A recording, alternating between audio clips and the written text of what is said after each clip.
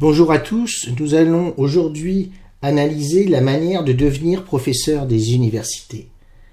Précisons dans un premier temps ce que l'on entend par professeur des universités.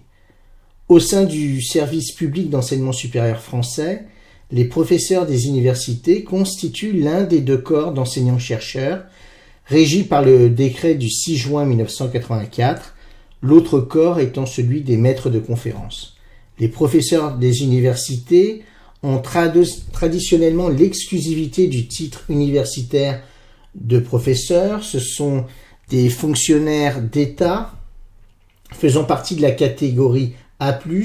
Ils sont nommés par décret du président de la République. Ils correspondent au titre de full professeur aux États-Unis, considéré comme le plus haut titre universitaire, ouvrant la voie à des carrières de hauts fonctionnaires dans certaines institutions, École normale supérieure, Collège de France, CNAM ou ministère. Le professeur d'université est donc situé au sommet de la hiérarchie des enseignants du supérieur, qui peut par la suite choisir la voie de la haute administration en devenant par exemple inspecteur général de l'éducation nationale ou recteur d'académie. Les professeurs des universités exercent dans les faits deux métiers différents, mais complémentaires, le métier d'enseignant à l'université et le métier de chercheur et de directeur de recherche. Ce qui demande par conséquent des qualités de pédagogie en étant capable d'enseigner en langue française et anglaise et d'enseigner en présentiel, en salle de cours, mais aussi dans le cadre de conférences et séminaires, mais également à distance via des vidéos, MOOC ou visioconférences. Cela demande également des qualités d'ingénierie pédagogique en étant capable de concevoir et développer des filières de formation spécialisées en matière d'enseignement, que cela soit en présentiel et à distance, sur des sites délocalisés en partenariat avec différentes institutions et organismes spécialisés. Le professeur doit aussi être en mesure de développer un certain nombre d'innovations pédagogiques en ayant recours à des modèles de pédagogie inversée, en organisant par exemple des amphis interactifs, en produisant des études de cas, des serious games, du design thinking, mais également des MOOC, webinars ou des ateliers pratiques dans des Fab Labs. Le professeur d'université doit aussi montrer des qualités d'organisation et de gestion en prenant en charge l'administration de ses diplômes, de la sélection des dossiers à l'organisation des plannings, en passant par le recrutement des enseignants-chercheurs et vacataires. À côté de ces qualités pédagogiques, le professeur doit aussi montrer des qualités scientifiques dans trois principaux domaines. Tout d'abord, la capacité à publier dans des revues scientifiques à comité de lecture ayant un facteur d'impact élevé, la capacité aussi à initier et développer des programmes de recherche avec différents partenaires institutionnels, mais aussi l'aptitude à encadrer des chercheurs dans leur processus de thèse ou d'habilitation à diriger des recherches. Le professeur d'université est donc à la fois un chercheur reconnu dans son domaine, avec un fort niveau d'expertise, mais également un directeur de recherche capable de monter des projets scientifiques d'envergure, fédérant plusieurs laboratoires et d'encadrer et animer des équipes de chercheurs.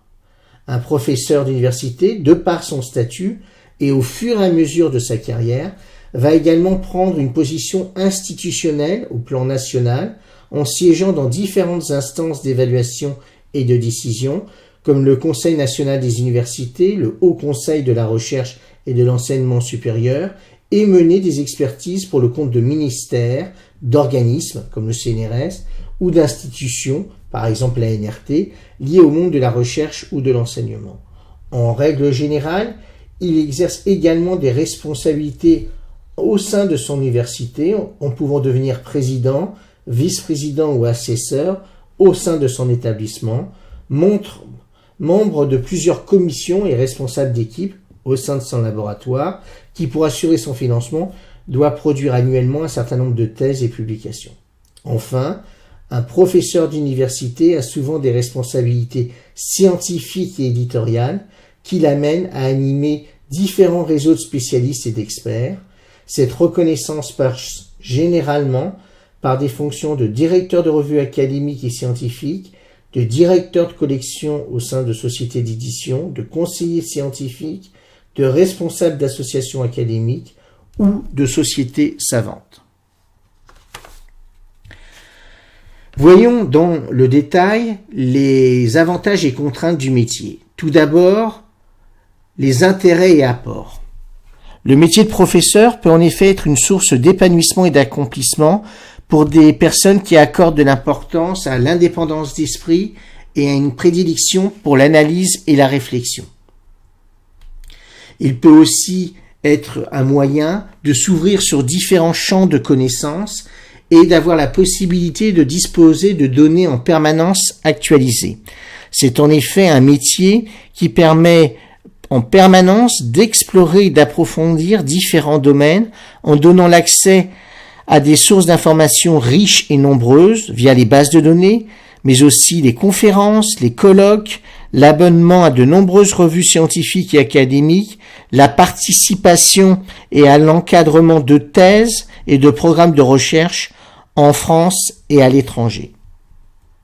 Ce métier permet également d'apprendre les notions de rigueur scientifique et méthodologique, en apprenant la façon de produire et de construire du savoir, en vérifiant ses sources, en élaborant des hypothèses fondées, issues d'une revue de littérature consistante et exhaustive, et aussi en respectant un protocole de recherche basé sur des principes de fiabilité et de validité. Le métier d'enseignant-chercheur permet aussi d'améliorer ses capacités démonstratives grâce notamment aux procédures d'évaluation des articles scientifiques et des travaux soumis qui obligent le chercheur à préciser et expliciter ses propos et son argumentation. Ce métier contribue également à tester ses capacités oratoires grâce à des prises de parole en public relativement fréquentes lors de séminaires, conférences, colloques ou cours en amphi devant parfois 150 à 200 personnes. Ce type d'activité permet aussi d'expérimenter des projets à fort enjeu sociaux et sociétaux dans le cadre de direction de programmes de recherche nationaux ou internationaux. Il permet enfin de mener des activités diverses et variées. En effet, un professeur d'université est naturellement un enseignant, un chercheur, un auteur d'ouvrages et d'essais, mais aussi un directeur de formation, parfois un directeur de revue, un directeur de collection, un président de commission, comité d'évaluation de recrutement. Il peut également être expert auprès de différents organismes comme le CNRS, l'ADEME ou l'ANRT. Pour finir, ce métier se fait généralement dans le cadre d'un environnement de travail relativement stable en raison de sa dimension statutaire et institutionnelle. Naturellement, ce métier présente aussi un certain nombre de contraintes qu'il convient aussi de préciser et de prendre en compte. Tout d'abord, c'est un métier où il importe de savoir travailler seul et donc de faire montre à tout instant de capacité d'autonomie.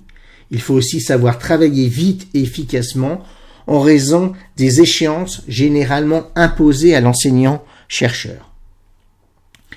Autre élément important, avoir la maîtrise des différentes méthodes d'analyse des données, ce qui sous-entend un travail en amont important pour maîtriser à la fois les méthodes qualitatives et quantitatives qui serviront à la production de recherches pertinentes. Il convient également d'avoir des prédispositions pour la concision et la précision qui font état ici de qualité à la fois pédagogique mais également scientifique. Point essentiel du métier d'enseignant-chercheur et délicat qui demande une haute vigilance de la part d'un candidat potentiel, savoir gérer la pression de la publication qui est une source de stress pour de nombreux enseignants-chercheurs et parfois même de démotivation. Le candidat enseignant-chercheur doit savoir aussi à s'adapter en permanence, notamment au niveau de ses formations, face à un environnement en pleine transformation. Il doit aussi savoir se conformer à un univers contraignant sur le plan institutionnel, au niveau notamment du respect des procédures. C'est en effet un métier qui obéit à de nombreuses règles et protocoles. Enfin, il faut savoir accepter une progression de carrière très progressive, dont les retombées, notamment financières, se font généralement en milieu ou fin de carrière. Intéressons-nous maintenant au parcours à suivre pour espérer devenir professeur des universités. Disons tout de suite la vérité, il s'agit d'un parcours long, souvent doté de nombreux obstacles qu'il conviendra de franchir. Tout d'abord, pour devenir professeur d'université, il est nécessaire, dans un premier temps, d'accepter un certain nombre d'examens et de concours pour finalement prétendre à ce titre de professeur titulaire. Première étape, il faut être titulaire d'un Master 2 orienté recherche, donnant lieu à un mémoire reconnu et validé. C'est en effet à l'issue de cette formation universitaire à Bac+5 que l'apprenti chercheur peut décider de s'inscrire en doctorat dans sa discipline en acceptant de passer 3 à 6 ans de sa vie de jeune adulte à réaliser un travail d'ampleur de plusieurs centaines de pages et de le présenter à un jury d'experts de 5 à 8 personnes en vue de recevoir le titre de docteur. Généralement, les thèses qui sont menées à bon terme sont des travaux de recherche qui parviennent à être financés par des institutions, certains organismes spécialisés ou les entreprises via, par exemple, des contrats CIFRE. Au terme de cet exercice, la thèse de doctorat doit être assortie des meilleures mentions pour pouvoir présenter son dossier devant une instance nationale qu'on appelle le Conseil national des universités, qui chaque année qualifie un certain nombre de candidats au vu de la qualité de leur dossier. Le CNU est organisé en plusieurs sections qui correspondent aux différentes disciplines possibles dans le domaine de l'enseignement et de la recherche. À titre d'illustration, les sections 1 et 2 relèvent du droit, la discipline 5 des sciences économiques, la section 6 des sciences de gestion, les mathématiques sont quant à elles représentées par la section 26, la biochimie par la section 64. Ainsi, à chaque section correspond donc une discipline que l'on peut rechercher dans la liste établie par le CNU. Pour être qualifié, le jeune docteur doit réaliser un dossier de candidature en vue de devenir maître de conférence, étape préalable pour devenir professeur des universités. Ce dossier comprend un justificatif du diplôme, une copie du rapport de thèse, un CV présentant les différentes activités en matière d'enseignement, de recherche, d'administration et d'autres responsabilités collectives, comme par exemple la participation à une association académique reconnue. Le dossier demande également des exemplaires de travaux, ouvrages et articles, généralement au nombre de 3, jugés représentatifs du travail du candidat. La thèse peut faire partie des exemplaires demandés. Les candidats, une fois qualifiés à la fonction de maître de conférence, dans les sections demandées, vont alors parcourir la France et présenter leur candidature dans différents établissements dans le but d'être recrutés en tant qu'enseignant-chercheur titulaire dans le poste proposé par l'établissement. Il s'agit avant tout d'un concours exigeant puisque le nombre de postes est très largement inférieur au nombre de candidats. Il n'est pas rare que dans une université, il y ait une centaine de postulants pour un poste. C'est donc à l'issue de ces différentes étapes, à savoir l'obtention d'un doctorat, la qualification par le CNU, puis le recrutement dans un établissement, que l'on devient maître de conférence à l'université. Généralement, le maître de conférence, après quelques années d'enseignement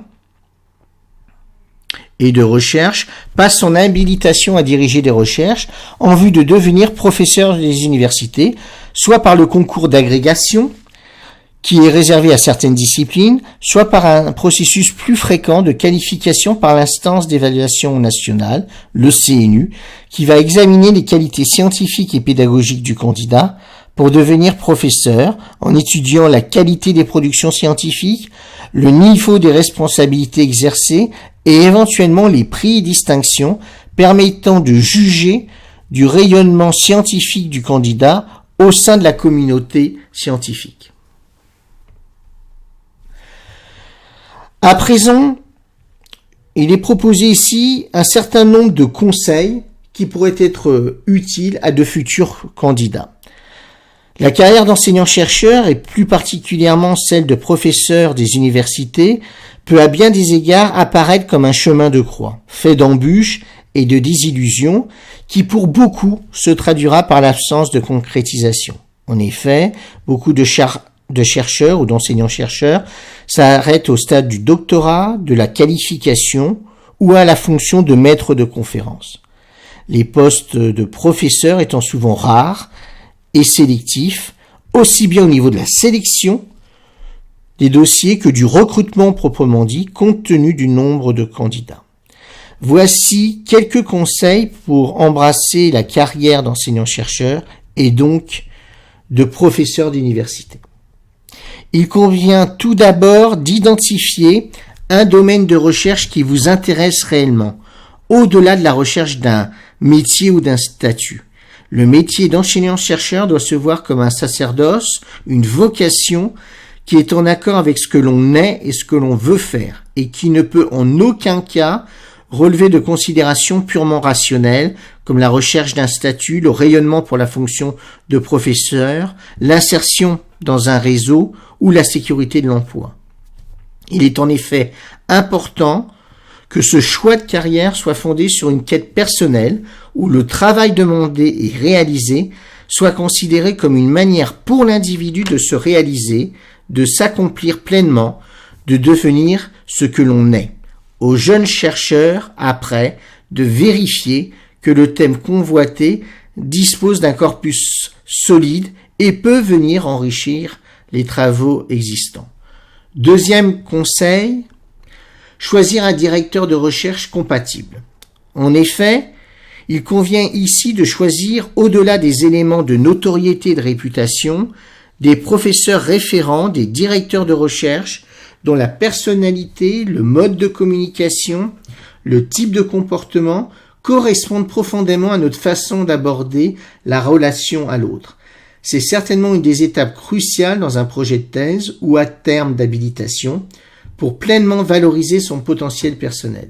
On ne peut s'investir sur une durée aussi importante de 3 ans ou plus, pour une thèse par exemple, et réussir dans ce domaine s'il n'y a pas une réelle estime, voire affinité, entre le candidat et son directeur.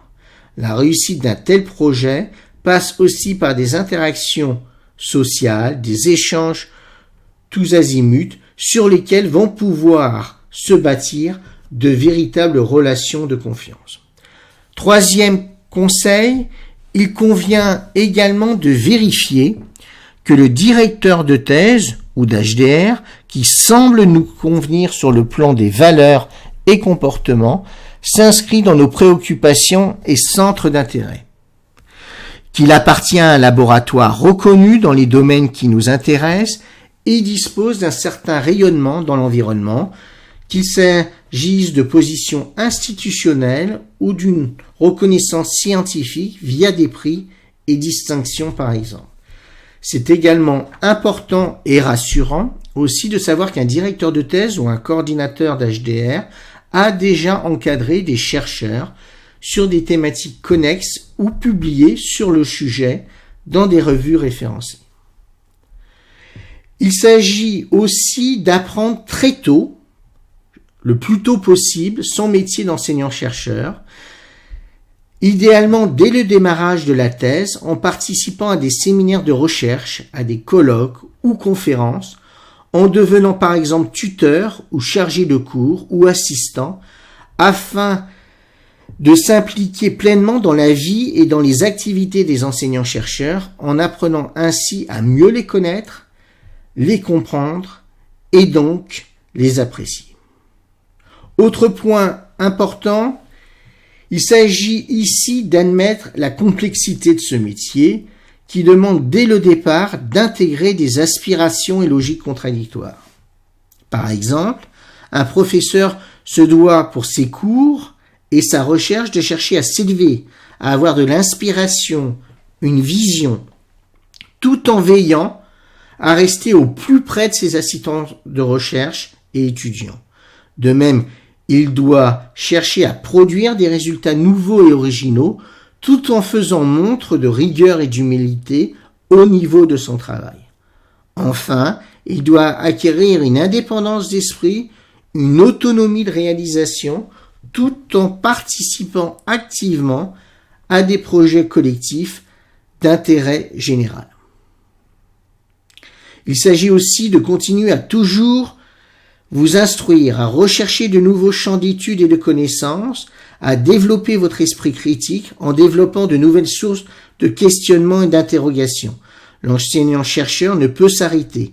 Il est en permanence dans une logique d'observation, d'analyse et de réflexion qui vont souvent bien au-delà de la réalisation des tâches à effectuer. C'est donc avant tout un état d'esprit, une manière d'être qui nous permet à tout moment d'être en alerte et donc au service de notre métier d'enseignant et de chercheur. Dernier conseil, enfin, faire en toutes circonstances preuve d'humilité et de persévérance lorsqu'on décide de devenir professeur des universités et donc accepter les différentes étapes nécessaires pour y parvenir, aussi délicates soient-elles. L'enseignant-chercheur doit en toute occasion faire preuve de patience et d'écoute, mais aussi de résilience et de courage, et ne jamais abandonner, même dans les périodes de doute. La valeur des diplômes et des titres s'explique aussi en raison de ce parcours initiatique, et rares sont les professeurs d'université ayant une trajectoire simple et linéaire. Nombre d'enseignants-chercheurs atteignent ce titre vers 45 ans environ, ce qui montre l'importance du travail à réaliser et la nécessité de faire preuve de détermination et donc de persévérance.